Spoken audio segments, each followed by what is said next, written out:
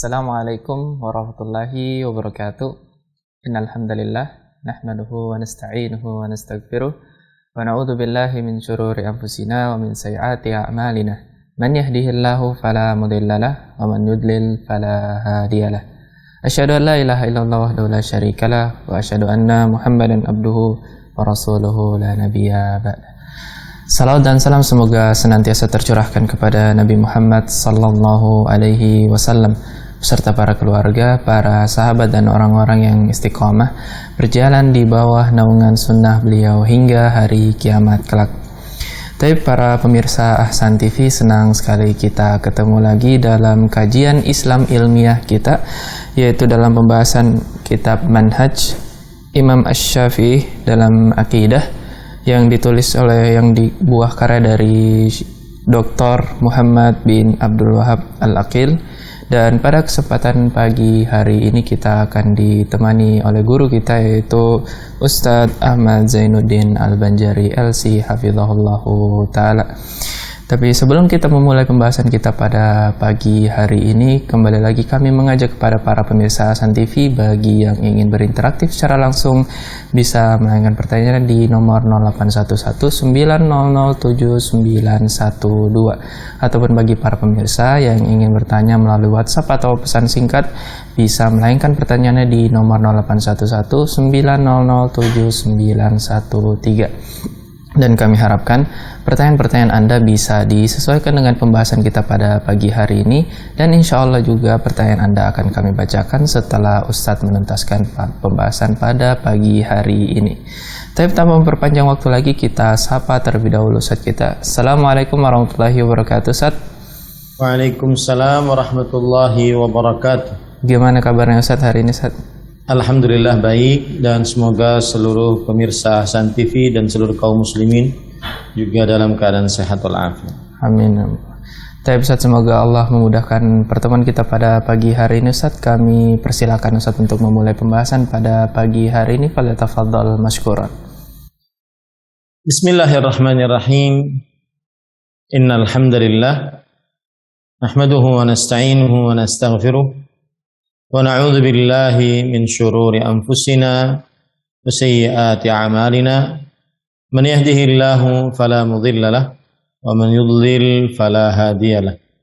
Wa asyhadu an la ilaha illallah wahdahu la syarika lahu wa asyhadu anna Muhammadan abduhu wa rasuluh. Ya ayyuhalladzina amanu taqullaha haqqa tuqatih wa la tamutunna illa wa antum muslimun.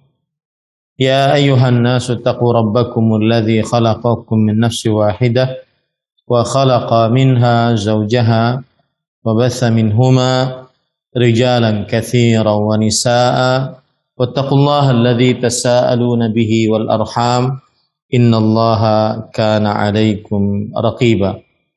Ya ayyuhalladzina amanu taqullaha wa qulu qawlan sadida yuslih lakum a'malakum wa yaghfir lakum dhunubakum wa man yuti'illaha wa rasulahu faqad faza fawzan 'azima, amma ba'd. Fa inna asdaqal hadits kitabullah wa ahsanul hadi hadyu Muhammadin sallallahu alaihi wa ala alihi wasallam wa syarrul umuri muhdatsatuha wa kullu muhdatsatin bid'ah wa kullu bid'atin dhalalah wa kulla dhalalatin finnar.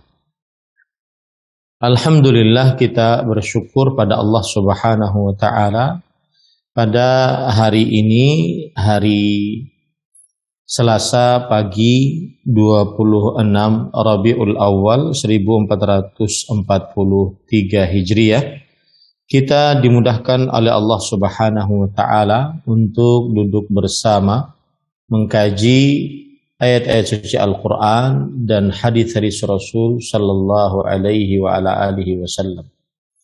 Salawat dan salam semoga selalu Allah berikan kepada Nabi kita Muhammad sallallahu alaihi wa ala alihi wasallam, pada keluarga beliau, para sahabat, serta orang-orang yang mengikuti beliau sampai hari kiamat kelak.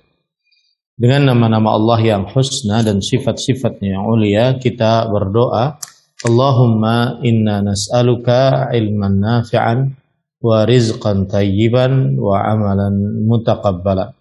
Wahai Allah, sesungguhnya kami mohon kepada Engkau ilmu yang bermanfaat, rezeki yang baik, dan amal yang diterima. Allahumma amin. Ahibatil muslimun, afanillah wa iyyakum, kaum muslimin yang saya cintai karena Allah, semoga Allah Subhanahu wa taala selalu memberikan afiat kepada kita di dunia dan di akhirat. Pada kesempatan kali ini kita ingin kembali membahas kitab Manhajul Imam Asy-Syafi'i rahimahullahu taala fi itsbatil aqidah, yaitu manhaj Imam Asy-Syafi'i rahimahullah di dalam menetapkan akidah.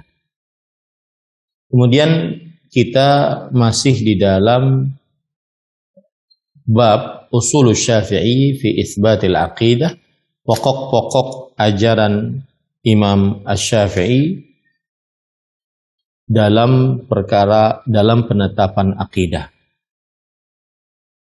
Kemudian pada kesempatan kali ini kita membahas tentang hukmu ilmil kalam indal Imam Asy-Syafi'i rahimahullahu taala, yaitu hukum ilmu kalam menurut Imam Asy-Syafi'i rahimahullahu taala. Dan ilmu kalam adalah ilmu yang bersandar hanya kepada akal dan tidak bersandar kepada dalil dari Al-Quran atau hadis Rasul sallallahu alaihi wa ala alihi wasallam. Ilmu kalam adalah ilmu yang menyandarkan penetapan akidahnya melalui akal dan tidak bersandar kepada Al-Quran dan hadis Rasul sallallahu alaihi wa ala alihi wasallam. Apabila Al-Quran dan hadis Rasul sallallahu alaihi wa ala alihi wasallam bertentangan dengan akal, maka yang didahulukan adalah akal. Itulah dari sekilas tentang ilmu kalam. Dan penulis pada kesempatan kali ini menjelaskan bagaimana hukum ilmu kalam menurut Imam Asy-Syafi'i rahimahullah ta'ala.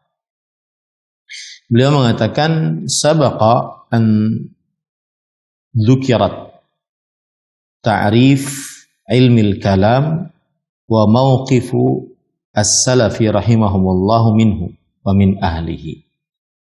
Aw sabaqa an dzakartu ta'rifa ilmil kalam wa mawqif as-salafi rahimahumullahu minhu wa min ahlihi.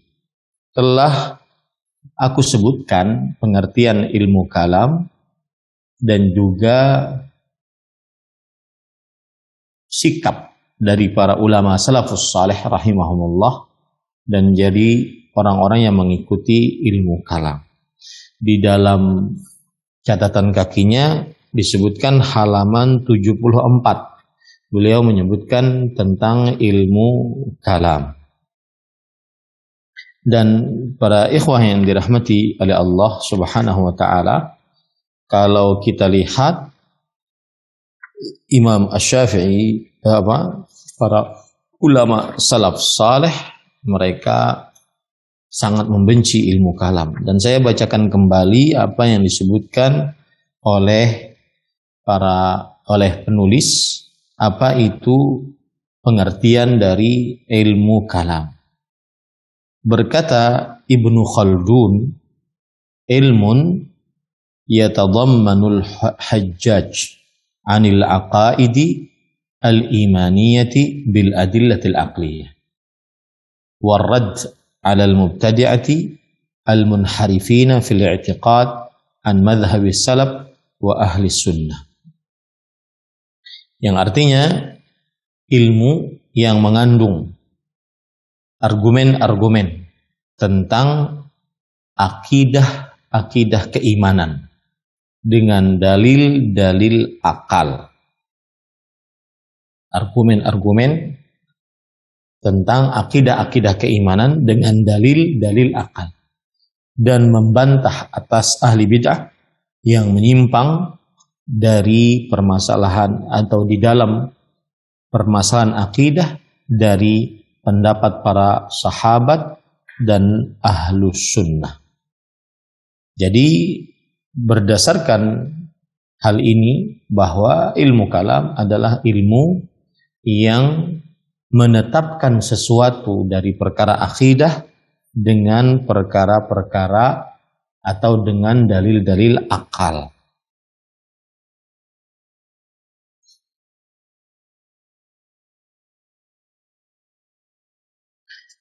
Baik. Kemudian kalau kita lihat di halaman 74 sebagaimana yang dinukilkan di dalam catatan kakinya, di sini banyak sekali nukilan-nukilan dari para ulama salafus saleh yang mencela ilmu kalam. Di antaranya perkataan Imam Abu Hanifah di dalam kitab Siyar A'lamin Nubala, inni wajadtu ahlal kalam qasiyata qulubihim ghalidhata afidatihim la yubaluna mukhalafatal kitabi was sunnah wa laysa indahum wara'un wala taqwa. Aku mendapati ahli kalam keras hati-hati mereka, kemudian tebal perasaan-perasaan mereka, tidak memperdulikan menyelisihi Al-Quran dan Sunnah bagi mereka. Mereka tidak memperdulikan penyelisihan terhadap Al-Quran dan Sunnah. Mereka tidak memiliki sifat wara' dan ketakwaan. Ini perkataan Imam Abu Hanifah tentang ahli kalam. Kemudian di dalam kitab Shaunul Mantiq wal Kalam, Imam Abu Hanifah ditanya tentang apa yang diada-adakan oleh manusia dari ilmu kalam, yaitu berupa pembicaraan tentang al-a'rad dan al-ajsam. Al-a'rad dan al-ajsam. Ini orang-orang ahli kalam, mereka membicarakan ini biasanya untuk menetapkan keberadaan Allah Subhanahu wa taala. Maka mereka memakai kata-kata atau istilah-istilah al-a'rad ataupun al-ajsam. Kemudian Imam Abu Hanifah berkata, "Alaika bil athar wa tariqatis salaf wa iyyaka wa kulla muhdatsatin fa innaha bid'ah." Hendaknya engkau mengikuti athar, yaitu hadis-hadis Rasul dan jalannya para salaf, yaitu para sahabat, para tabi'in, para tabi'ut tabi'in. Dan jauhilah olehmu setiap perkara yang mengada-ngada, sesungguhnya ia adalah bid'ah. Begitu juga para ikhwah yang dirahmati oleh Allah Subhanahu wa ta'ala, yang dikatakan oleh murid beliau, yaitu Al-Qadhi Abu Yusuf kepada Bishr Al-Murrisi, al-ilmu bil kalam huwal jahlu wal jahlu bil kalam huwal ilmu wa idza sara ar-rajulu ra'san fil kalam qila zindiq aw rumiya bizzandaqah. Yang artinya pengetahuan tentang ilmu kalam adalah kebodohan, dan tidak tahu tentang ilmu kalam adalah sebuah pengetahuan. Dan jika seseorang menjadi pemimpin di dalam ilmu kalam, maka dia adalah seorang zindiq, munafik akbar. atau dituduh sebagai seorang yang mempunyai sifat zindiq. Kemudian Abu Yusuf, Al-Qadhi Abu Yusuf rahimahullah, muridnya Imam Abu Hanifah juga berkata, "Man talabal ilma bil kalam tazandaqa, wa man talabal mala bil kimia aflas, wa man talaba gharibal hadithi kadzab." Barang siapa yang menuntut ilmu dengan ilmu kalam, maka dia orang yang zindiq. Dan siapa yang menuntut ilmu dengan mencari harta dengan ilmu kimia, maka dia seorang yang bangkrut. Siapa yang mencari hadis-hadis yang asing, maka dia adalah telah berdusta. Ini perkataan yang sangat tegas dari Al-Qadhi Abu Yusuf rahimahullahu ta'ala. Setelah Imam Abu Hanifah, kemudian Imam Malik rahimahullah. Di dalam kitab Al-Intiqa, Syarhul Muwatta, disebutkan ahlul kalam bi'sal qawm, la yusallamu alaihim wa'tizaluhum ahabbu ilayya. Orang-orang yang ahli kalam adalah kaum yang buruk, kaum yang sangat buruk, tidak disalami, mereka tidak diberikan salam, dan menjauhi mereka lebih aku sukai. Imam Ahmad rahimahullah di dalam kitab Talbis Iblis, beliau berkata, la yuflihu sahibu kalamin abada. Orang yang ahli kalam tidak akan pernah beruntung selamanya. Ulama'ul kalami zandaqah, yang artinya para ulama ilmu kalam adalah orang-orang munafik. Para ulama ilmu kalam adalah orang-orang munafik. Nah, ini para ikhwan yang dirahmati oleh Allah. Oleh karenanya Imam Ibnul Jauzi rahimahullahu taala berkata, lam tasqutil qudama'u min fuqahahi hadhihi al-ummah 'anil kalami ajzan, walakinnahum ra'aw annahu la yashfi ghalilan thumma yaruddu as-sahiha alilan fa amsaku anhu wa nahaw 'anil khawdi fihi. Para ulama-ulama terdahulu dari para ahli fikih, mereka tidak diam dari ilmu kalam, tidak mau masuk ke dalam ilmu kalam, bukan karena mereka lemah, akan tetapi mereka berpendapat bahwasanya ilmu kalam tidak memberikan obat yang berarti dan juga tidak menyembuhkan penyakit. Maka mereka akhirnya mendiamkan ilmu kalam dan melarang untuk terperosok ke dalamnya. Ini adalah beberapa perkataan yang disebutkan di dalam halaman 74. Saya ingin mengulangnya karena di situ penting. Kemudian penulis membawakan dalil. Kemudian setelah itu penulis berkata,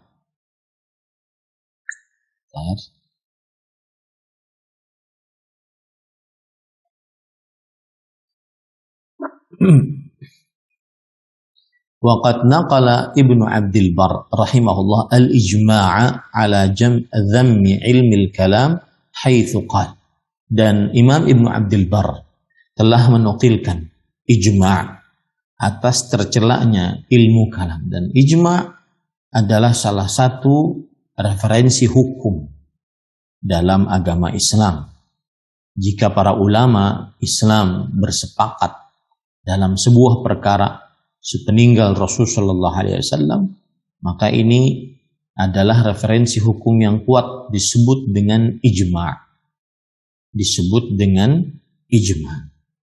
Beliau berkata, ajma'a ahlul fiqhi wal athari min jami'il amsari anna ahlal kalami ahlu bid'in wa zayghin wa la ya'udduna 'inda al-jami' fi jami'il amsari fi tabaqatil ulama. wa innamal ulama'u ahlul athar wat tafaqquhi fihi wa yatafadaluna fihi bil itqani wal maizi wal fahmi. Artinya telah bersepakat para ahli fikih dan juga ahli hadis dari seluruh negara bahwa ahlul kalam adalah ahli bid'ah dan yang menyimpang, dan mereka tidak menganggap sebagai tingkatan para ulama menurut seluruh ulama di seluruh daerah. Tetapi para ulama adalah para ahli hadis, para ahli fikih di dalamnya, yang mereka berbeda-beda di dalamnya, di dalam penguasaan, pemahaman, dan juga kekhususan. Ini pendapat dari Imam Ibnu Abdul Barr rahimahullahu ta'ala, bahwasanya para ulama dan imam, kalau kita perhatikan Imam Ibnu Abdul Barr, beliau adalah ulama Islam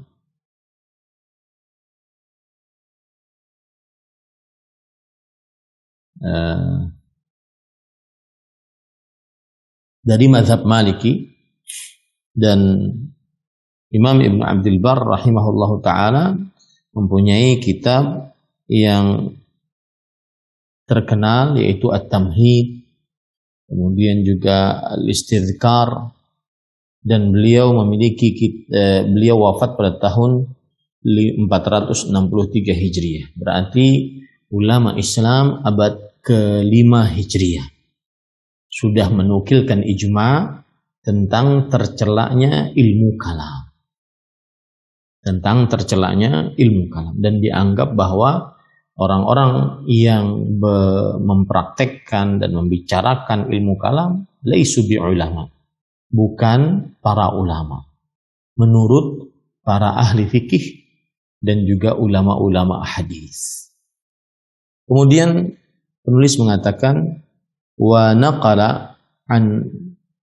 nuqila an Abdi Abdillah Muhammad ibni Ahmad ibni Ishaq ibni Khuwaizi Mandad al-Masri al-Maliki annahu qala fi kitab al-ijarati min kitabihi fil khilaf qala Malikun la tajuzu al-ijaratu fi shay'in min kutub al-ahwa wal bid'i wat tanjimi wa dhakara kutuban thumma qala wa kutubi ahli al-ahwa wal bid'i inda ashabina hiya kutubu ashabil kalam min al-mu'tazilati wa ghairihim wa tafassukhi al-ijarati fi dhalik. Qala wa kadzalika kutubul qada'i bin nujumi wa azayimil jinni wa ma ashbaha dhalik. Dinukilkan dari Abu Abdullah Muhammad bin Ahmad bin Ishaq bin Khuwaiz Mindad al-Misri yang bermadhab Malik, bahwasanya beliau berkata di dalam kitab Al-Ijarat, yaitu penyewaan, dari kitabnya tentang terjadinya perbedaan pendapat bahwa tentang penyewaan tersebut. Beliau menukilkan perkataan Imam Malik rahimahullah bahwa tidak diperbolehkan penyewaan dalam sesuatu dari kitab-kitab pengikut hawa nafsu, ahli bid'ah, ahli ramal, dan juga kemudian beliau menyebutkan kitab-kitab lain. Kemudian beliau mengatakan dan juga kitab ahli ahwa, orang-orang yang mengikuti hawa nafsu, dan orang-orang ahli bid'ah menurut ulama-ulama dari mazhab kita, dan dia adalah kitab-kitab dari ulama-ulama dari orang-orang ahli kalam. Yang dimaksud dengan ahlul ahwa wal bid'ah yaitu hawa nafsu dan orang-orang yang mengikuti bid'ah adalah orang-orang ahli kalam, dari kaum Mu'tazilah dan selain mereka. Dan tufsakhul ijaratu fi dzalik, dibatalkan penyewaan dalam hal itu. Demikian pula kitab-kitab yang berkaitan dengan ilmu ramalan bintang, kemudian juga ilmu berhubungan dengan jin dan yang lain-lainnya. Ini menunjukkan bahwasanya salah satu kitab yang dilarang untuk disewakan, diperjualbelikan adalah kitab Ahlul Kalam. Kemudian waqala fi kitab asy-syahadati fi ta'wili qawli Malik la tajuzu syahadatu ahlil bid'ah wa ahlil kalam. Qala ahlul ahwa'i 'inda Malik wa sa'iri ashabina hum ahlul kalam. Fa kullu mutakallimin fahuwa min ahwa wal bid'ah asy'ariyan kana aw ghaira asy'ariyyin. ولا تقبل له شهادة في الإسلام أبدا ويهجر ويؤدب على بدعته فإن تماد عليها استتيب منها. Dan berkata Abu Abdullah Muhammad bin Ahmad bin Ishaq bin Khuwairis Mindad al-Misri al-Maliki di dalam kitab Asy-Syahadat tentang penjelasan perkataan Imam Malik, yaitu tidak diperbolehkan persaksian ahli bid'ah dan orang-orang yang mengikuti hawa nafsu. Beliau berkata, ahlul ahwa, orang-orang yang mengikuti hawa nafsu, menurut Imam Malik rahimahullah dan seluruh pengikut-pengikutnya adalah ahlul kalam. Orang-orang yang mengikuti hawa nafsu menurut Imam Malik dan juga ulama-ulama yang bermadzhab Maliki adalah orang-orang yang mengikuti ahli kalam. Maka setiap ahli kalam, maka dia adalah pengikut hawa nafsu dan ahli bid'ah. Baik itu dia yang mengikuti kelompok Asy'ariyah ataupun selain yang mengikuti kelompok Asy'ariyah. Dan tidak diterima untuknya persaksiannya di dalam Islam selamanya. Maksudnya tidak bisa dijadikan saksi di pengadilan dan diboikot orangnya dan diberikan hukuman atas bid'ahnya. Jika dia terus berlanjut atas bid'ahnya tersebut, maka dimintai taubat darinya. Nah, ini perkataan dinukilkan oleh Abu Abdullah Muhammad bin Ahmad bin Ishaq bin Khuwairis Mandad al-Misri al-Maliki. Ya. Taib. Kemudian qala Abu Umar rahimahullah berkata, "Laisa fil i'tiqadi kulluhu fi sifatillah wa asmahi illa ma jaa mansusan fi kitabillah aw sahha an rasulillah aw ajma'at alaihi al-ummah wa ma jaa min akhbaril ahad fi dhalika kullih aw nahwih yaslamu lahu wa la yunadharu fihi." Abu Umar rahimahullah berkata,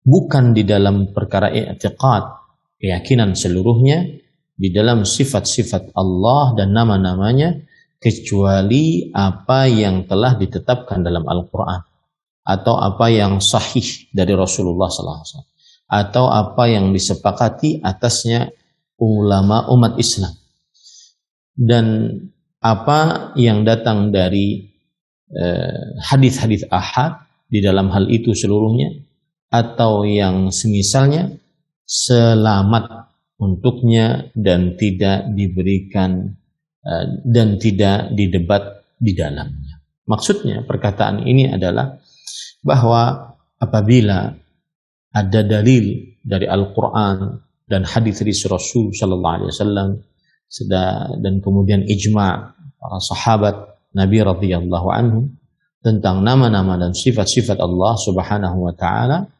dan juga bahkan dari hadis-hadis ahad yang sahih, maka ini diterima. Apapun yang disebutkan itu diterima dan tidak boleh didebat. Diterima dan tidak boleh didebat. Ya.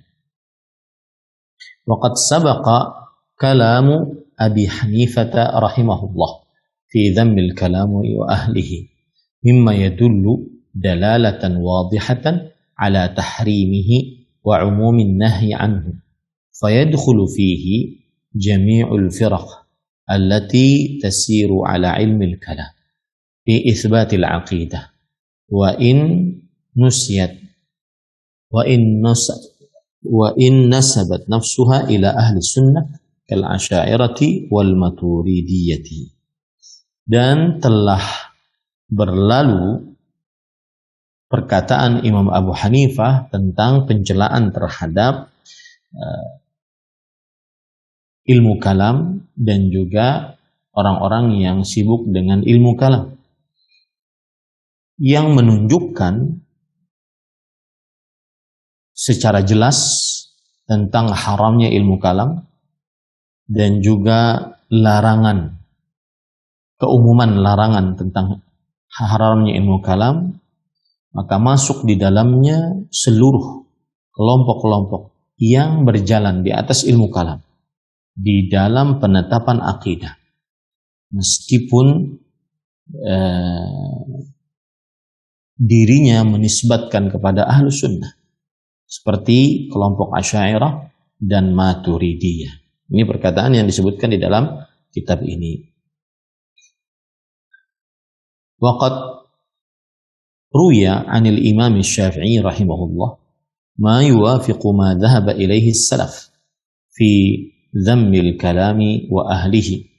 Famin dzalika qawluhu laqad ittala'tu min ahlil kalami ala syai'in wallahi ma tawahhamtuhu qat wala an yabtaliyal mar'u bi jami'i ma nahallahu anhu ma khala syirku billahi khairun min an yabtaliyahu Allahu bil kalam. Dan telah diriwayatkan dari Imam Asy-Syafi'i rahimahullah yang menyepakati apa yang disebutkan oleh para ulama salaf tentang pencelaan terhadap ilmu kalam dan pengikutnya. Dari perkataan beliau adalah, sungguh aku telah memperhatikan dari orang-orang ilmu kalam. Maksud saya, sungguh aku telah memperhatikan ahli kalam. Dan demi Allah, aku tidak mengira sama sekali. Sungguh, seseorang diuji oleh Allah dengan seluruh apa yang dilarang oleh Allah Subhanahu wa ta'ala. Selain dosa mensyirikkan Allah, lebih baik dibandingkan dia diuji oleh Allah dengan ilmu kalam. Maksud dari perkataan Imam Syafi'i ini adalah beliau memperhatikan orang-orang ahli kalam dan apa yang dipelajari oleh ahli kalam. Kemudian setelah itu beliau mengatakan, demi Allah, aku tidak mengira sama sekali akan seperti itu. Kemudian beliau memberikan sebuah penilaian. Kata beliau, sungguh seseorang diuji dengan seluruh maksiat kecuali kesyirikan lebih baik dibandingkan dia diuji oleh Allah dengan ilmu kalam. Nah, ini perkataan Imam Asy-Syafi'i rahimahullah ta'ala. Disebutkan dalam kitab Adabus Syafi'i wa Manaqib al-Baihaqi. Kemudian wa fi riwayah la an yalqallaha al-'abdu bi dhunubin misli jibali tihamah khairun lahu min an yalqahu bi'tiqadi harfin mimma alaihi hadha ar-rajul wa ashabuhu wa kana yaqul bi khalqil Qur'an, yakni hafsan al-fard, yang artinya sungguh seorang hamba bertemu dengan Allah dengan membawa dosa-dosa semisal gunung-gunung Tihama. Lebih baik baginya dibandingkan dia bertemu dengan Allah dengan keyakinan satu huruf dari apa yang diyakini oleh orang ini dan pengikutnya. Dan orang ini mengatakan tentang Al-Quran makhluk. Orang yang dimaksud adalah Hafs al-Fard. Ini disebutkan di dalam kitab Manaqib al-Baihaqi. Kemudian juga Imam Asy-Syafi'i rahimahullah berkata, manirtada bil kalami lam yuflih. Siapa yang berpakaian ilmu kalam, maka tidak akan beruntung. Itu disebutkan di dalam kitab Adabus Syafi'i. Kemudian Imam Asy-Syafi'i rahimahullah juga berkata, hukmi fi ahli kalam an yudrabu bil jarid wan ni'al wa yaj'alu 'ala al-ibil wa yuj'alu 'ala al-ibil wa yutafu bihim fil 'ashairi wal qabaili wa yunada 'alaihim hadza jazaa'u man taraka al-kitaba was sunnata wa aqbala 'ala al-kalam. Ini perkataan sangat keras dari Imam Asy-Syafi'i rahimahullah. Hukumku terhadap ahli kalam adalah dipukuli dengan pelepah-pelepah kurma dan dengan sendal-sendal, dan kemudian diletakkan di atas onta, lalu dikelilingkan di antara kampung-kampung dan kabilah-kabilah. Kemudian diserukan atas mereka, inilah balasan orang yang meninggalkan Al-Quran dan Sunnah dan menghadap kepada ilmu kalam. Baik. Kemudian ahibbatil muslimun afanillahu iyyakum. Selanjutnya penulis mengatakan,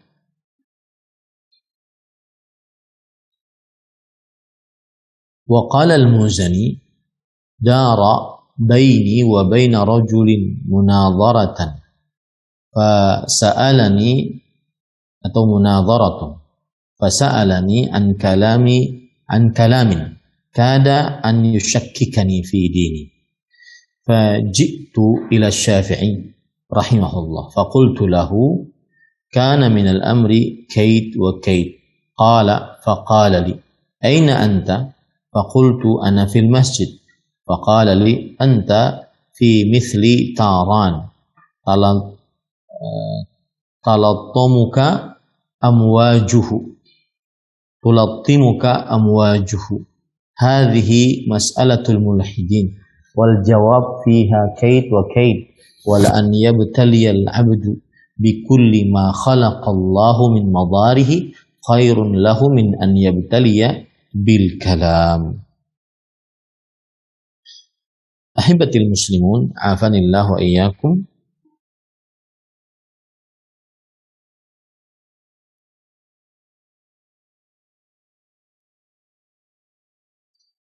Kemudian penulis membawakan perkataan Imam Al-Muzani rahimahullahu ta'ala.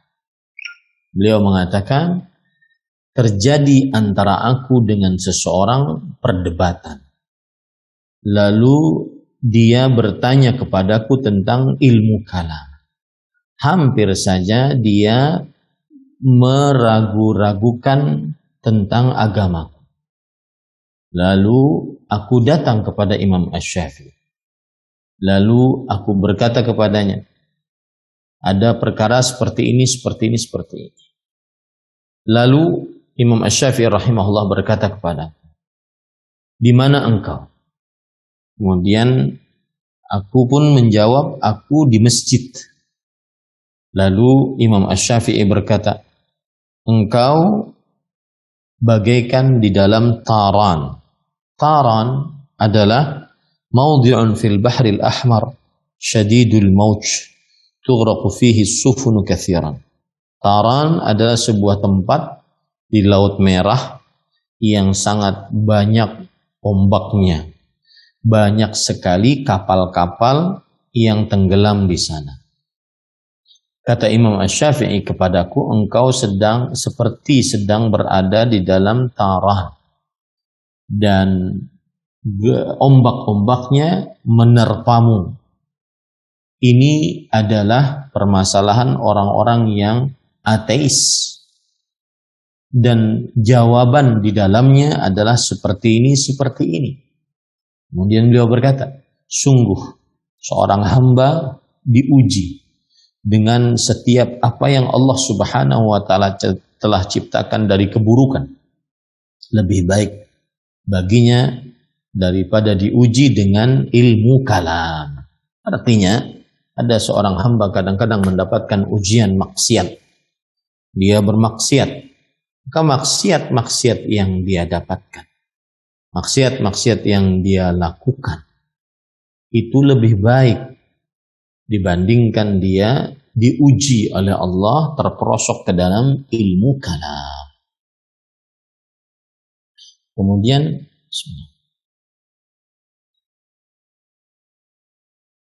penulis berkata, waqad kana yusamma ulama'ul kalami bidh-dhalal atau dullal.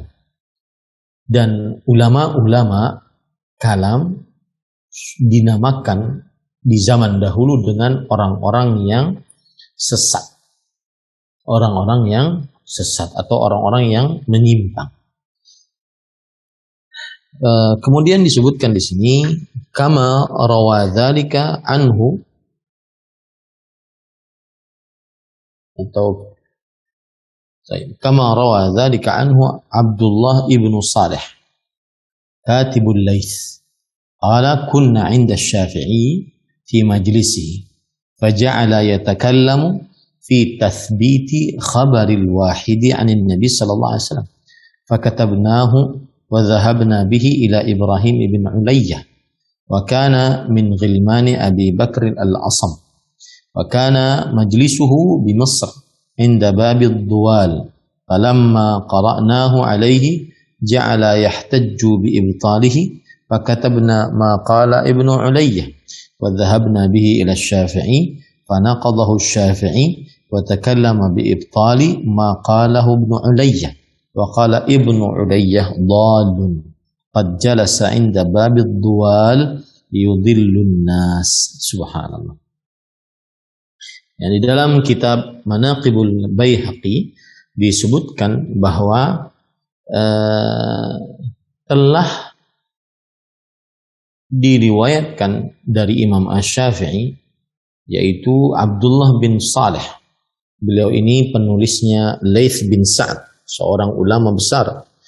Kemudian beliau berkata, kami pernah duduk di majelis Imam Asy-Syafi'i rahimahullah. Kemudian beliau berbicara tentang tetapnya pendalilan hadis ahad dari Nabi Muhammad sallallahu alaihi wasallam. Lalu kami tulis pendapat tersebut. Lalu kami pergi pendapat tersebut kepada Ibrahim bin Ulayyah. Dan Ibrahim bin Ulayyah termasuk dari murid Abu Bakar al-Asam.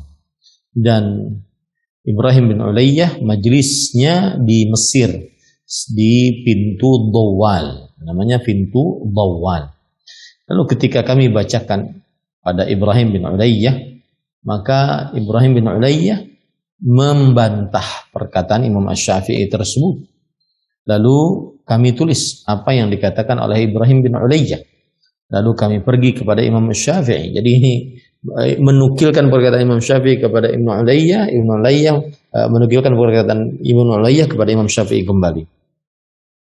Kemudian Imam Syafi'i rahimahullah merobek yang sudah tertulis dan berbicara tentang pembatalan dalil hadis ahad sebagaimana yang dikatakan oleh Imam Ibnu Ulayyah.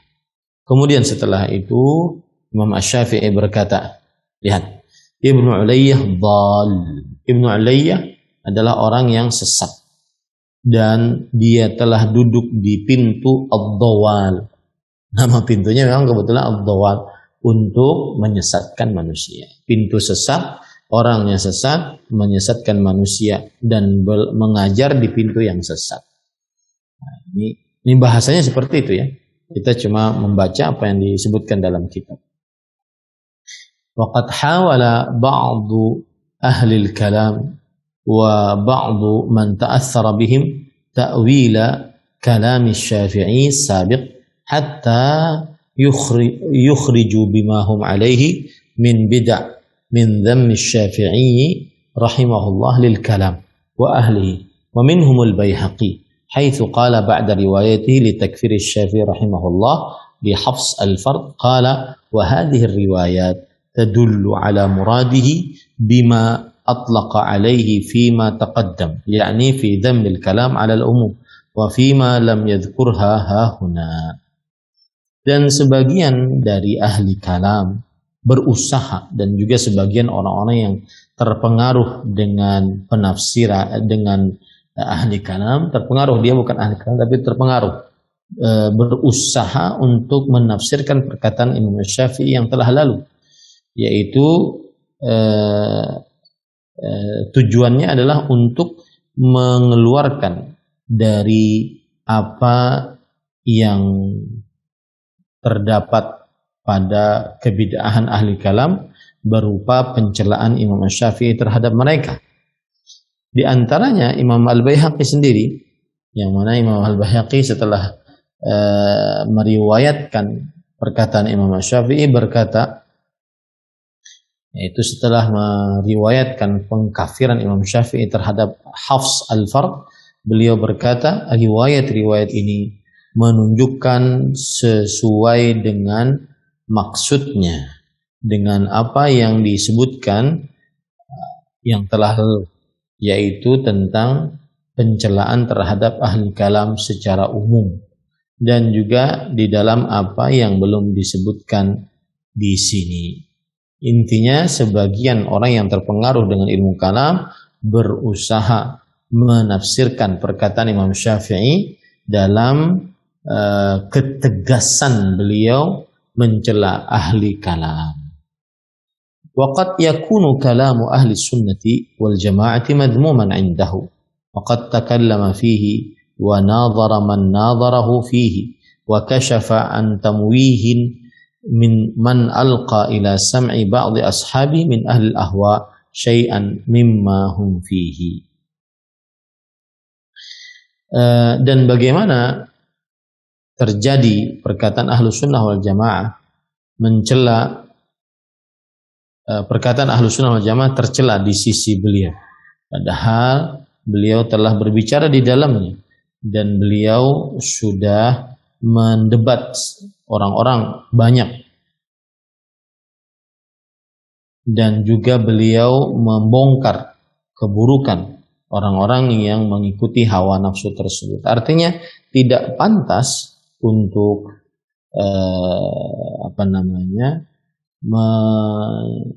menafsirkan perkataan Imam Asy-Syafi'i rahimahullahu taala tersebut, ya.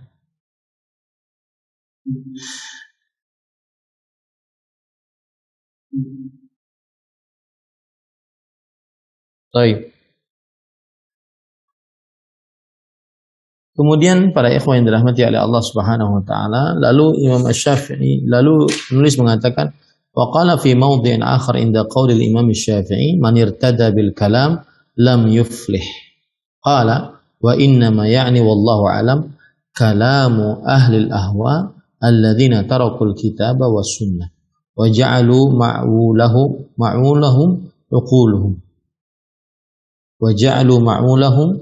uquluhum wa akhadhu fi taswiyatil kitabi 'alaiha wa hina hamalat as-sunnatu ilaihim bi ziyadati bayanin li naqdi aqawilihim utuhimu ruwatuha wa a'radu anha. Ini sepertinya masih perkataan dari Imam Al-Baihaqi. Beliau berusaha mentakwil dari perkataan Imam Asy-Syafi'i dari pengkafiran Imam Asy-Syafi'i terhadap Hafs al-Fard, kemudian juga perkataan Imam Asy-Syafi'i yang lain, yaitu barang siapa yang berpakaian dengan ilmu kalam maka tidak akan beruntung. Dan sepertinya ini adalah penjelasan yang perlu panjang akan hal ini. Nanti insya Allah pada pertemuan yang akan datang kita akan lanjutkan bagaimana kita membaca apa yang disebutkan oleh penulis tentang bahwa sebagian ulama kalam dan orang-orang yang ulama-ulama yang terpengaruh dengan ilmu kalam berusaha untuk menafsirkan perkataan Imam Asy-Syafi'i yang telah lalu tersebut. Jadi saya cukupkan dulu nanti karena ini permasalahannya panjang. Yang jelas secara awal kita mengetahui bahwa Imam Asy-Syafi'i rahimahullah sangat mencela ilmu kalam. Sangat mencela ilmu kalam dari zahir perkataan beliau. Adapun nanti penjelasan dari Imam Al-Baihaqi tentang bagaimana sebenarnya yang dimaksud oleh Imam Syafi'i kita akan bahas pada pertemuan yang akan datang. Wallahu alam, sallallahu nabiyana Muhammad walhamdulillahi rabbil alamin. Wallahu alam. Taib, jazakumullah khairan kepada Ustadz atas ilmunya. Mudah-mudahan Allah selalu memberikan kebaikan dan kesehatan kepada Ustadz, dan mudah-mudahan apa yang sudah kita dengarkan bersama-sama bisa memberikan catatan-catatan pahala di sisi Allah Subhanahu wa taala. Tapi para pemirsa Ahsan TV, itulah tadi pembahasan kita, yaitu pembahasan kitab Manhaj Imam Asy-Syafi'i dalam akidah bersama guru kita yaitu Ustadz Ahmad Zainuddin Al-Banjari LC hafizahullahu taala. Dan alhamdulillah para pemirsa Ahsan TV, tibalah saatnya kita masuk ke sesi selanjutnya, yaitu sesi tanya jawab. Dan kembali lagi kami mengajak kepada para pemirsa Ahsan TV, bagi yang ingin berinteraksi secara langsung bisa menghubungi nomor 081190079112, ataupun bagi para pemirsa yang ingin bertanya melalui WhatsApp atau pesan singkat bisa melayangkan pertanyaan di nomor 081190079113. Taib, sambil kita menunggu penelpon yang masuk, kita bacakan terlebih dahulu pertanyaan yang sudah masuk melalui WhatsApp atau pesan singkat, Ustaz. Pertanyaan pertama, Ustaz. Assalamualaikum warahmatullahi wabarakatuh, Ustaz. Bolehkah kita membuat salawat kepada Nabi dengan cara sendiri, Ustaz? Seperti salawat Tibbil Qulub yang sedang digandrungi anak-anak muda sekarang ini, Ustaz, dari Ibnu Kemal di Cikarang, Ustaz. Bismillah, wassalatu wassalamu ala rasulillah wa ala alihi wa sahbihi wa man walah. Awalan, yang pertama adalah salawat adalah ibadah kepada Allah, dan kita berharap pahala dari Allah Subhanahu wa taala atas ibadah tersebut. Dalil yang menunjukkan bahwa salawat adalah ibadah, Allah Subhanahu wa taala berfirman, Innallaha wa malaikatahu yusalluna 'alan nabi. Ya ayyuhalladzina amanu sallu 'alaihi wa sallimu taslima. Wahai orang beriman, sesungguhnya Allah dan Rasul-Nya bersalawat. Saya ulangi, sesungguhnya Allah dan para malaikat bersalawat atas Nabi. Wahai orang beriman, bersalawatlah atas Nabi dan ucapkanlah salam dengan salawat dan salam yang banyak. Berdasarkan hadis ini, berdasarkan ayat ini, bahwa bersalawat atas Nabi adalah ibadah. Bahkan ibadah yang sangat agung, dimulai oleh Allah, kemudian oleh para malaikat, kemudian diperintahkan kepada orang-orang yang beriman. Dan bersolawat atas Nabi Muhammad SAW adalah ibadah yang sudah disyariatkan, dicontohkan oleh Rasulullah SAW, yaitu ketika beliau ditanya oleh para sahabat, alimna kaifa nusallimu alaik, fa kaifa nusalli alaik. Kami telah mengetahui bagaimana kami mengucapkan salam kepada engkau, maka bagaimana kami bersalawat atas engkau. Lalu Nabi Muhammad SAW terdiam, menunjukkan bahwasanya beliau belum mendapatkan wahyu dari Allah agar bisa bersolawat. Menunjukkan bahwasanya para sahabat pun tidak membuat salawat tersendiri, tapi menunggu dari Nabi Muhammad SAW dan bertanya kepada Nabi Muhammad SAW. Padahal mereka adalah orang-orang Arab, orang-orang yang fasih. Ya, mereka bertanya kepada Rasul Sallallahu Alaihi Wasallam. Kemudian setelah beberapa saat Nabi Muhammad Sallallahu Alaihi Wasallam mendapatkan wahyu dan beliau berkata, "Qulu, ucapkanlah. Maksudnya ucapkanlah salawat ini. Allahumma salli ala Muhammad wa ala ali Muhammad kama sallaita ala Ibrahim wa ala ali Ibrahim innaka Hamidum Majid.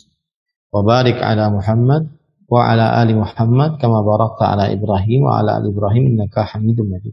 Itu salah satu lafaz dari salawat kepada Nabi Muhammad SAW dengan riwayat yang sahih, riwayat Bukhari dan Muslim dan yang lainnya.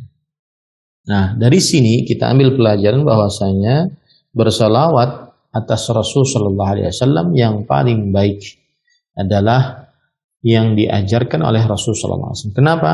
Karena satu, para sahabat Nabi yang notabene-nya mereka adalah orang Arab, mereka tidak berani membuat salawat tersendiri. Mereka bertanya dulu kepada Rasul Sallallahu Alaihi Wasallam. Yang kedua, Nabi Muhammad Sallallahu Alaihi Wasallam tidak langsung menjawab, tetapi bertanya, menunggu wahyu datang.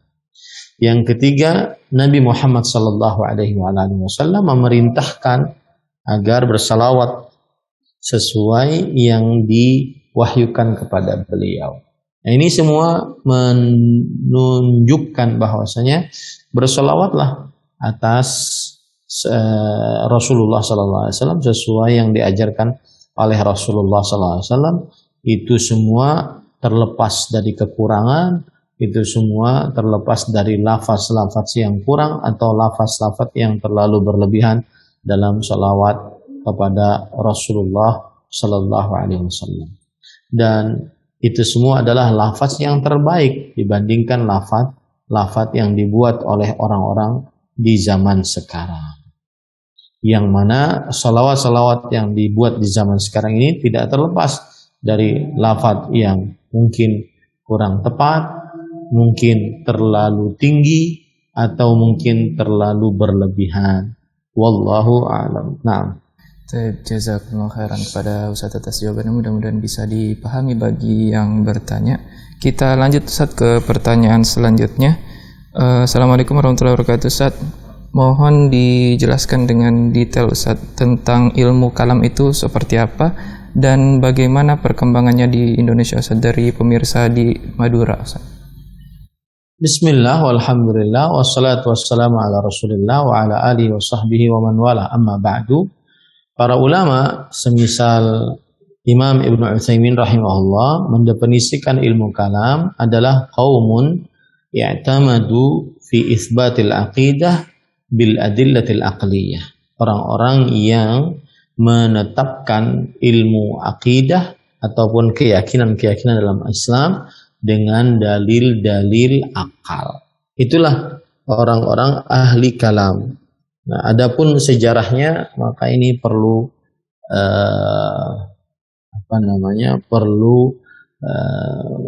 pengajian tersendiri, waktu tersendiri karena terlalu panjang. Yang jelas ilmu kalam dimulai dari ketika orang-orang sudah menjauh dari dalil-dalil dari Al-Quran dan hadis dari Rasul Sallallahu Alaihi Wasallam. Bisa dikatakan ilmu kalam dimulai dari abad ketiga Hijriyah, saat penaklukan kota-kota dari kaum muslimin, kemudian bercampurlah kaum muslimin dengan orang-orang yang ajam, yang akhirnya di tengah-tengah mereka diterjemahkan dalam bahasa Arab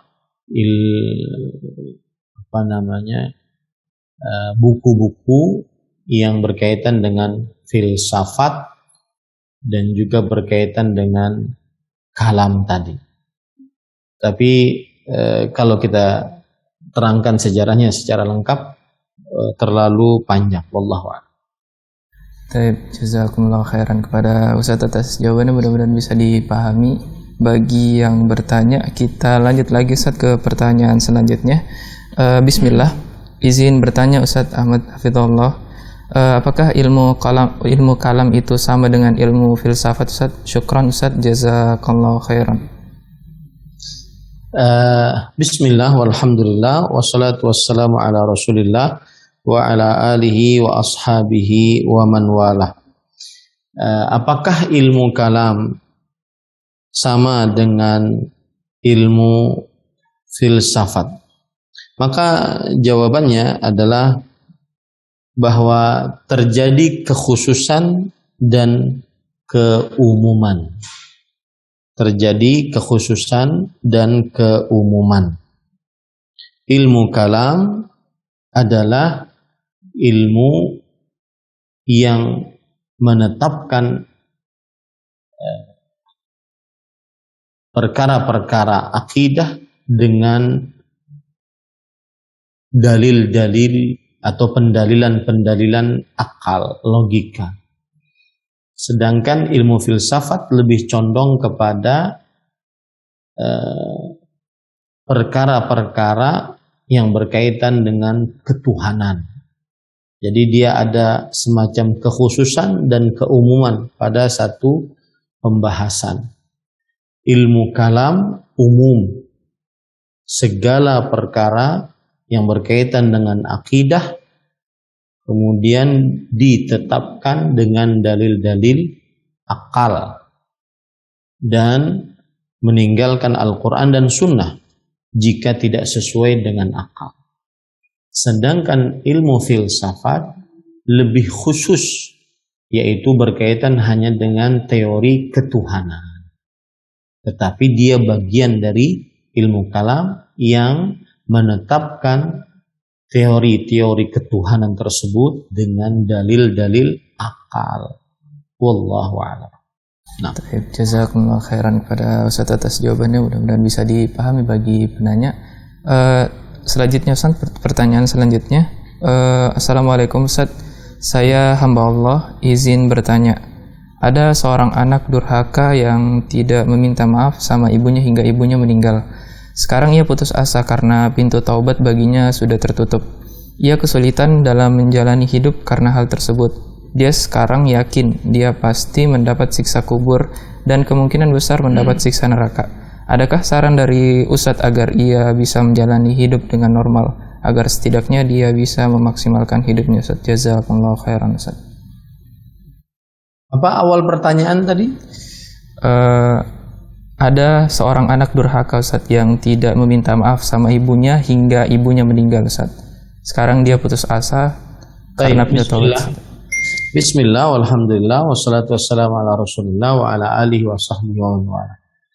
Semua dosa, jika seorang bertaubat atasnya, maka dia diampuni dosanya oleh Allah Subhanahu wa ta'ala. Apapun dosanya. Sampai dia durhaka kepada orang tua, jika dia bertaubat, maka diampuni dosanya oleh Allah. Allah Subhanahu wa ta'ala berfirman, ya ayyuhalladzina amanu tubu ilallahi taubatan nasuha asallahu an yukaffir ankum sayyi'atikum wa yaghfir lakum dzunubakum. Yang artinya, wahai orang beriman, bertobatlah kepada Allah dengan sebenar-benar taubat. Semoga Allah Subhanahu wa ta'ala mengampuni dosa-dosa kalian dan menghapuskan kesalahan-kesalahan kalian. Dalil yang begitu tegas bahwa jika orang benar-benar bertobat, maka akan diampuni dosanya. Allah juga berfirman dalam Al-Quran, Qul ya ibadiyalladzina asrafu ala anfusihim la taqnatu min rahmatillah innallaha yaghfirudz dzunuba jami'an. Katakanlah wahai Muhammad sallallahu alaihi wasallam,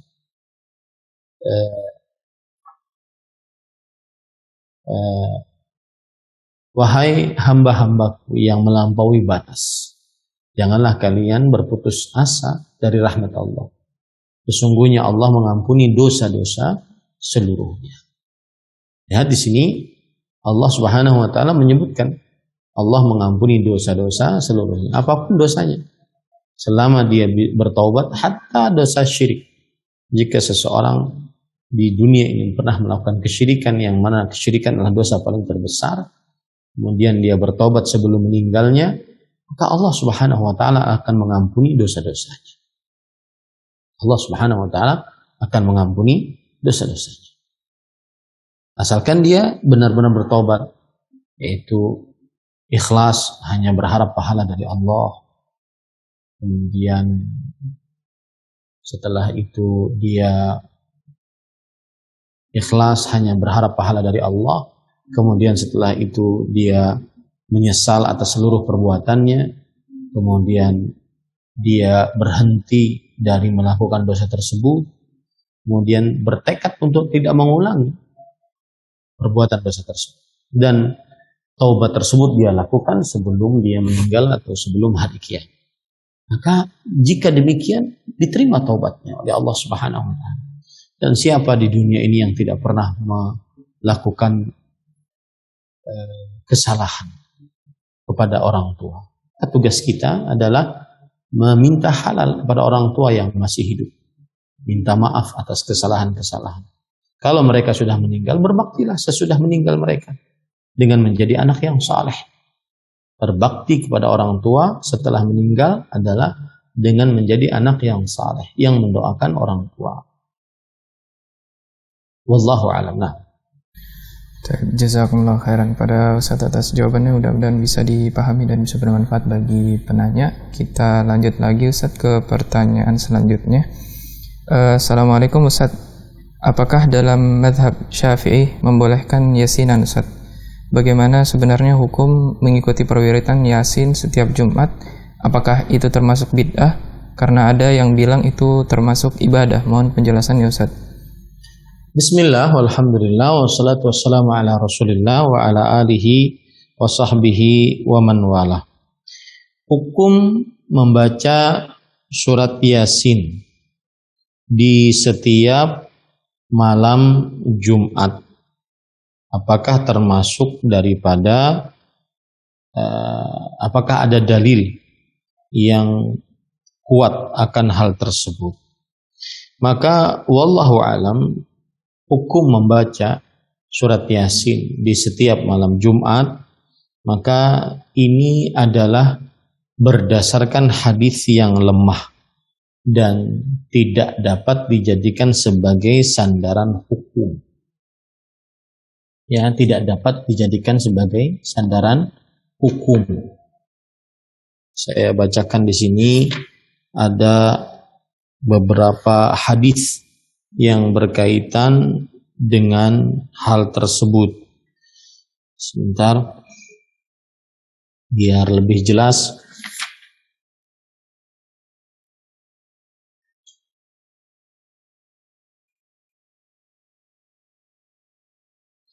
Baik. Yang jelas para ikhwan yang dirahmati oleh Allah Subhanahu wa taala, pembacaan surat Yasin, maka apakah pahalanya sampai untuk orang yang meninggal?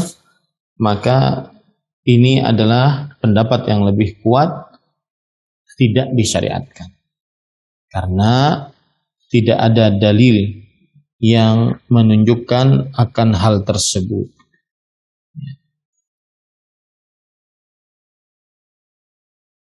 Sebentar, saya ingin membacakan kepada para pemirsa tentang hukum membaca surat Yasin tersebut. Ada hadis yang menunjukkan akan hal tersebut, tetapi hadisnya lemah. Di antaranya misalkan man zara qabra walidayhi aw ahadahuma faqara indahu aw indahuma yasin ghufira lahu. Siapa yang menziarahi kuburan kedua orang tuanya atau salah satu dari keduanya, lalu ia membaca di sisi kuburan tersebut atau salah satu dari dua kuburan tersebut, maka surat Yasin, maka diampuni dosanya. Dan para ikhwah yang dirahmati oleh Allah Subhanahu wa taala, hadis ini hadis yang lemah, tidak bisa dijadikan sebagai sandaran hukum. Karena hadis ini, kata Imam Ibnu Adi di dalam kitabnya Al-Kamil fi Dhu'afa, bahwa hadzal hadis bihadzal isnad batilun laisa lahu asl. Hadis ini dengan sanad yang seperti ini adalah batil, tidak ada asalnya. Wa Amr bin Ziyad adalah seorang yang suka mencuri hadis dan suka meriwayatkan hadis dengan hadis yang batil, kata Imam Ibnu Adi. Kemudian kata Imam Ad-Daruqutni, yada'ul hadis, bahwa orang ini suka memalsukan hadis. Begitu juga perkataan Abu Hatim, yada'ul hadis, beliau suka memalsukan hadis, ya. Kemudian juga ada hadis tentang surat Yasin yang dibaca saat menziarahi kuburan, yaitu man dakhala al-maqabir fa qara'a surat Yasin khuffifa anhum yawma idzin wa kana lahu bi'adadin man fiha hasanat.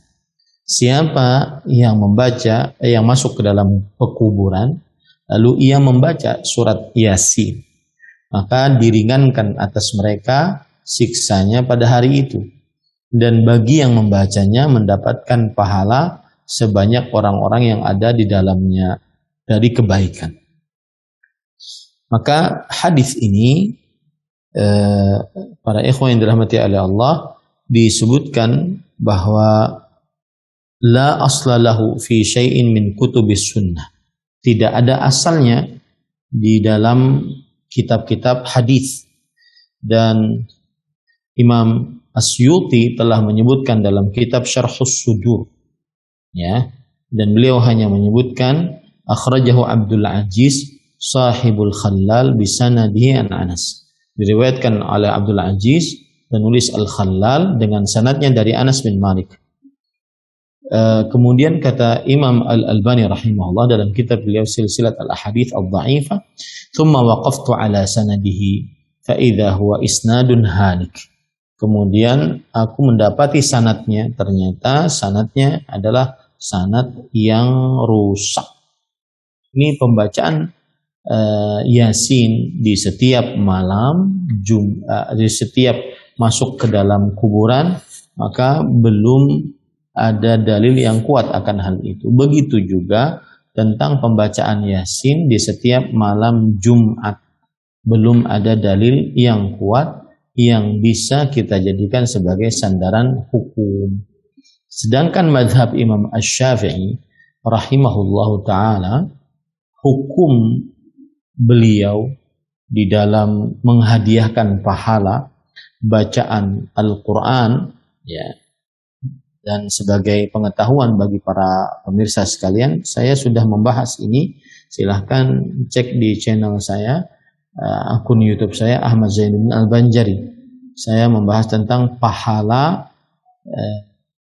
menghadiahkan pahala untuk orang yang sudah meninggal. Maka pendapat yang lebih kuat, dan ini pendapatnya Imam Asy-Syafi'i, bahwa tidak sampai pahala bacaan Al-Quran seseorang kepada orang yang sudah meninggal, karena belum dilakukan oleh Nabi Muhammad SAW, oleh para sahabat, dan juga oleh para tabi'in. Ini pendapat yang lebih kuat, wallahu a'lam. Nah, Baik, jazakumullah khairan pada Ustaz atas jawabannya, mudah-mudahan bisa dipahami dan bisa bermanfaat bagi penanya. Terakhir Ustaz, di kesempatan pada pagi hari ini, pertanyaan terakhir, sekaligus mungkin Ustaz bisa memberikan ikhtitam setelah menjawab pertanyaan Ustaz. Assalamualaikum warahmatullahi wabarakatuh. Ustaz, izin bertanya, adakah bacaan zikir setelah sholat duha sesuai dengan sunnah? Syukran Ustaz, jazakumullah khairan. Bismillah, walhamdulillah, wassalatu wassalamu ala rasulillah wa ala alihi wa sahbihi wa man wala. setiap sholat sunnah, bacaan zikirnya setelahnya adalah astaghfirullah, astaghfirullah, astaghfirullah. Kemudian membaca Allahumma antas salam wa minkas salam tabarakta ya dzal jalali wal ikram. Tidak ada bacaan lain sepengetahuan saya. Ya. Jadi apapun sholat sunnahnya, maka yang dibaca hanya itu saja. Adapun sholat duha, membaca Allahumma inna duha'a duha'uka wal baha'a baha'uka wal jamala jamaluka dan seterusnya, maka ini belum ada dalil yang menunjukkan akan hal tersebut sepengetahuan saya. Oleh sebab itu bacaannya kembali kepada yang kita sebutkan, istighfar banyak 3 kali, kemudian membaca Allahumma antas salam wa minkas salam tabarakta ya dzal jalali wal ikram. Baik, wallahu alam. Sebagai penutup saya ingin meringkas apa yang sudah kita pelajari, bahwa pada kesempatan kali ini kita mempelajari hukum ilmu kalam menurut Imam Asy-Syafi'i rahimahullah, bahwa para ulama berijma' tentang tercelaknya ilmu kalam dan ahli kalam, sebagaimana dinukilkan oleh Imam Ibnu Abdul Bar rahimahullah. Kemudian juga Imam Malik rahimahullah, beliau melarang dan mengharamkan untuk meminjamkan, terjadi akad pinjam meminjam, sewa menyewa, ya, sewa menyewa maksud saya, kitab-kitab dari ahli kalam. Kemudian juga Imam Malik menukilkan bahwasanya tidak diterima persaksian ahli kalam. Ya, tidak diterima persaksian ahli kalam. Adapun Imam Asy-Syafi'i rahimahullahu taala, beliau sangat mencela juga ahli kalam, orang-orang yang sibuk dengan ilmu kalam. Bahkan beliau mengatakan, sungguh seseorang diuji oleh Allah dengan berbagai macam maksiat selain kesyirikan. Ini lebih baik dibandingkan orang diuji oleh Allah dengan ilmu kalam. Kemudian juga beliau mengatakan bahwa siapa yang berpakaian dengan ilmu kalam tidak akan pernah beruntung. Kemudian beliau menghukumi ahli kalam agar dipukuli dengan pelepah kurma dan sendal, kemudian diarak di antara mengelilingi kampung-kampung, sehingga disebutkan inilah balasan orang yang menyelisihi Al-Quran dan Sunnah dan sibuk dengan ilmu kalam. Kemudian juga Imam Asy-Syafi'i rahimahullahu ta'ala mengatakan bahwasanya orang-orang yang berdebat dengan ilmu kalam, dengan ahli kalam, seperti orang-orang yang berada di lautan Taran yang ombaknya sangat besar, menghujam-hujam hati. Maka seseorang harus menjauhi ilmu kalam tersebut. Dan beliau mengatakan, sungguh seseorang diuji oleh Allah dengan berbagai macam musibah dan keburukan, lebih baik dibandingkan diuji oleh Allah dengan ilmu kalam. Kemudian Imam Asy-Syafi'i rahimahullah, beliau menyematkan perkataan dhal yang artinya dalam bahasa Indonesia sesat kepada orang-orang yang sibuk dengan ilmu kalam. Maka insyaallah pada pertemuan yang akan datang kita akan membahas sebagian ulama-ulama Islam yang terpengaruh sedikit dengan ilmu kalam mulai menafsirkan perkataan Imam Syafi'i tersebut. Insyaallah kita akan bahas, di antaranya Imam Al-Baihaqi rahimahullah. Nah, itu yang kita pelajari pada kesempatan kali ini. Semoga kita lebih paham tentang pendapatnya Imam Asy-Syafi'i rahimahullah di dalam perkara ilmu kalam. Wallahu a'lam. Nah, Jazakumullah khairan kepada Ustaz atas jawabannya dan ikhtitamnya. Tapi para pemirsa Hasan TV, demikianlah pertemuan kita pada pagi hari ini. Dan jazakumullah khairan juga kepada para pemirsa Hasan TV yang sudah setia menyaksikan program Hasan TV, terususnya pada pagi hari ini. Dan insya Allah kita akan ketemu lagi pada 2 minggu ke depannya, yaitu pada minggu pertama, minggu ketiga, dan minggu kelima pada pukul 9 waktu Indonesia Barat. Dan terakhir, kami selaku kru yang bertugas mohon maaf apabila ada kesalahan selama pertemuan ini berlangsung, dan kita tutup pertemuan kita pada pagi hari ini dengan doa kifaratul majelis. Subhanakallahumma wa bihamdik asyhadu an la ilaha illa anta astaghfiruka wa atubu ilaik. Assalamualaikum warahmatullahi wabarakatuh.